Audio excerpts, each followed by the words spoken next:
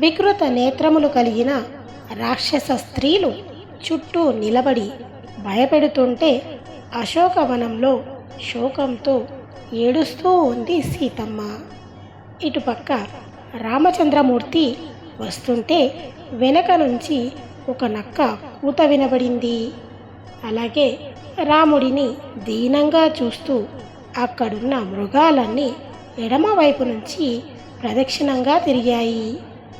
ఈ శకునాలని చూసిన రాముడు సీతమ్మకి ఏదో జరిగిందని భావించి గబగబా వస్తుండగా ఆయనకి ఎదురుగా లక్ష్మణుడు వచ్చాడు. లక్ష్మణుడిని చూడగానే రాముడి పై ప్రాణాలు పైనే ఎగిరిపోయాయి. అప్పుడు ఆయన లక్ష్మణుడితో, సీతని వదిలి ఎందుకు వచ్చావు? సీత ప్రమాదంలో ఉందని నేను అనుకుంటున్నాను. సీత క్షేమంగా ఉంటుందా, బతికి ఉంటుందా నాకు నమ్మకం కలగడం లేదు. ఎందుకంటే నేను ఖర దూషణులను సంహరించాక రాక్షసులు నా మీద పగబట్టారు. మారీచుడు మరణిస్తూ హా సీత, హా లక్ష్మణ అన్నాడు.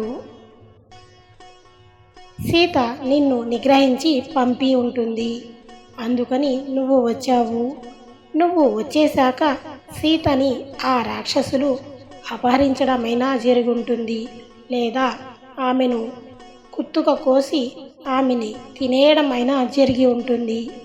ఏదో ప్రమాదకరమైన పని జరిగే ఉంటుంది. లక్ష్మణ, నువ్వు ఇలా వస్తావని నేను ఊహించలేదు. నువ్వు రాకుండా ఉండవలసింది అన్నాడు రాముడు. అప్పుడు లక్ష్మణుడు, అన్నయ్య, నా అంతా నేనుగా రాలేదు. సీతమ్మను విడిచిపెట్టి రాలేదు. నీ మాటను పాటిద్దామని ప్రతి క్షణం సీతమ్మ దగ్గరే ఉండి జాగ్రత్తగా కాపు కాశాను. కానీ ఎప్పుడైతే అరణ్యంలో నుంచి నీ గొంతుతో హా సీత, హా లక్ష్మణ అన్న మాటలు సీతమ్మ విన్నదో నీ యందు ఉన్నటువంటి అపారమైన ప్రేమ చేత భయం పొందింది. అప్పుడు సీతమ్మ ఏడుస్తూ, లక్ష్మణ వెళ్ళు అని నన్ను 1కి 10 మార్లు తొందర చేసింది. కానీ మా అన్నయ్య అలా నీచంగా రక్షించండి అని ఏ ఒక్కనాటికి అరవడు. ఇది రాక్షస మాయ అని సీతమ్మకి చెప్పాను. కానీ నువ్వు భరతుడితో కలిసి కుట్ర చేసి నన్ను పొందడానికి రాముడి వెనకాల అరణ్యవాసాలకి వచ్చావు అని సీతమ్మ నన్ను ఒక కఠినమైన మాట అంటే నేను ఇంకా తట్టుకోలేక బయలుదేరి వచ్చేశాను.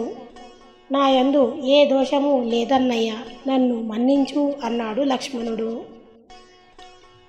అప్పుడు రాముడు, నువ్వు ఎన్నైనా చెప్పు లక్ష్మణ, సీతని ఒక్కదాన్ని అరణ్యంలో విడిచిపెట్టి నువ్వు ఇలా రాకూడదు. నా మాటగా రాక్షసుడి మాట వినపడితే సీత నిన్ను ఒక మాట అని ఉండవచ్చు. అంత మాత్రాన సీతని విడిచి వచ్చేస్తావా? ఇప్పుడు సీత ఎంత ప్రమాదంలో ఉందో నువ్వు కోపానికి లోనయ్యావు. అందుకని సీతని విడిచిపెట్టి వచ్చేశావు. ఇప్పుడు నేను ఏమి చేయను అంటూ పర్ణశాల ఉండే ప్రదేశానికి చేరుకున్నారు. రాముడు ఆ పర్ణశాలలో అంతా చూశాడు. కానీ సీతమ్మ ఎక్కడా కనపడలేదు. అప్పుడు ఆయన ఆ చుట్టుపక్కల అంతా వెతికాడు. దగ్గరలో ఉన్న పర్వతాలకి వెళ్ళాడు. నదుల దగ్గరికి వెళ్ళాడు. అక్కడే ఉన్న జింకలను, పెద్ద పులుల్ని, చెట్లని అడిగాడు. నా సీత ఎక్కడ? నా సీతకి ఏమైంది? నా సీత జాడ తెలిస్తే చెప్పండి అని అందరినీ అడిగాడు. రాముడు అక్కడ అలాగే కూర్చొని ఏడుస్తూ, అయ్యో, రాక్షసులు వచ్చి సీత యొక్క పీక నులిమేసి ఆమె రక్తాన్ని తాగేసి మాంసాన్ని భక్షిస్తుంటే రామా రామా అని అరిచి ఉంటుంది. ఎంతగా అస్త్ర శస్త్ర సంపద తెలిసిన మాత్రం నేను ఏమి చేయగలిగాను? నా సీతని నేను కాపాడుకోలేకపోయాను అని ఏడుస్తున్నాడు. రాముడి బాధను చూసిన లక్ష్మణుడు, అన్నయ్య బెంగ పెట్టుకోకు. వదిన గోదావరి తీరానికి నీళ్లు తేవడానికి వెళ్ళి ఉంటుంది. అందుకని నేను గోదావరి తీరానికి వెళ్ళి చూసి వస్తాను అని చెప్పి లక్ష్మణుడు గోదావరి తీరానికి వెళ్ళాడు. తిరిగి వచ్చిన లక్ష్మణుడు సీతమ్మ ఎక్కడా కనపడలేదు అన్నాడు. రాముడు అక్కడ అంతగా బాధపడుతుంటే అక్కడున్న మృగాలు జరిగిన దాన్ని చెబుదాము అనుకున్నాయి. కానీ అవి మాట్లాడలేవు కనుక ఆకాశం వైపు చూస్తూ సీతమ్మని రావణుడు ఎత్తుకుపోయిన దక్షిణ దిక్కు వైపు పరుగులు తీశాయి.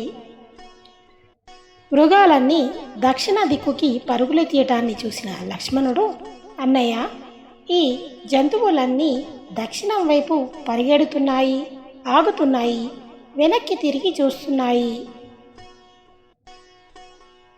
ఇవి మా వెంట రా అని పిలుస్తున్నట్టుగా మన వంక చూస్తున్నాయి, మళ్ళీ పరిగెడుతున్నాయి, ఆకాశం వంక చూస్తున్నాయి.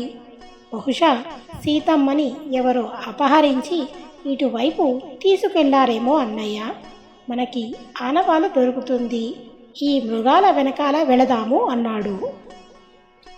అప్పుడు రామ లక్ష్మణులు ఇద్దరు ఆ మృగాల వెనక పరుగులు తీశారు. అక్కడ వాళ్ళకి సీతమ్మ తలలో పెట్టుకున్న పూలదండ కింద పడిపోయి కనపడింది. అప్పుడు రాముడు, మారీచుడు వచ్చే ముందు నేనే సీత తలలో ఈ పూలదండ పెట్టాను. ఎవడో దురాత్ముడు సీతను భక్షించి ఉంటాడు. తరువాత రాముడు ఏడుస్తూ లక్ష్మణుడితో, లక్ష్మణ, తమ్ముడా, సీత కనపడకపోతే నేను బతకలేను. ఈ పర్వత గుహలలో ఎన్నో గుహలు, పొదలు ఉన్నాయి. సీత వాటిల్లో ఎక్కడన్నా ఉందేమో వెతుకుదాము అని రామ లక్ష్మణులు ముందుకి బయలుదేరారు. అలా ముందుకు వెళ్ళిన వాళ్ళకి ఒంటి నిండా రక్తంతో తడిసిపోయి, ముక్కుకి రక్తంతో రెక్కలు తెగిపోయి ఒక పక్కకి కూర్చుని ఉన్న జటాయువు కనపడింది. రామ లక్ష్మణులు జటాయువు వైపు పరుగులు తీశారు. అప్పుడు జటాయువు, రామా, నువ్వు దేని గూర్చి ఈ అరణ్యంలో వెతుకుతున్నావో అటువంటి ఔషధీ స్వరూపమైన సీతమ్మని, నా ప్రాణాలని పట్టుకుపోయినవాడు రావణాసురుడయ్యా. నువ్వు లక్ష్మణుడు లేని సమయంలో రావణాసురుడు సీతమ్మని అపహరించి తీసుకుపోయాడు. సీతమ్మని అపహరిస్తుంటే రావణాసురుడితో యుద్ధం చేశానయ్యా. నా శక్తి మేర అడ్డుపడ్డాను, కానీ వాడిని నిగ్రహించలేకపోయాను. ఆకాశ మార్గంలో సీతమ్మను ఎత్తుకుపోయాడు. ఖడ్గంతో నా రెక్కలను కోసేశాడు, నా కాళ్ళు నరికేశాడు. అందుకని నేను ఏమీ చేయలేకపోయాను. రామా, నేను చచ్చిపోయానయ్యా అన్నాడు. జటాయువు మాటలు విన్న రాముడు జటాయువుని గట్టిగా కౌగిలించుకొని ఏడిచాడు. రాముడితో పాటు లక్ష్మణుడు కూడా జటాయువు మీద పడి ఏడిచాడు. రాముడు ఆ జటాయువుకి అంత్యక్రియలు చేశాడు. పిండాలు పెట్టాక గోదావరి నదికి వెళ్ళి ఉదక క్రియలు చేసి, నా చేత సంస్కరింపబడుతున్న ఓ జటాయువా, నేను నీకు అనుజ్ఞ ఇస్తున్నాను. నీకు ఇష్టం వచ్చిన లోకాలకి వెళ్ళు అని రాముడు అన్నాడు. ఆ తరువాత నదిలో జలతర్పణ చేశాడు. అలా జటాయువు ఉత్తమ లోకాలని పొందాడు.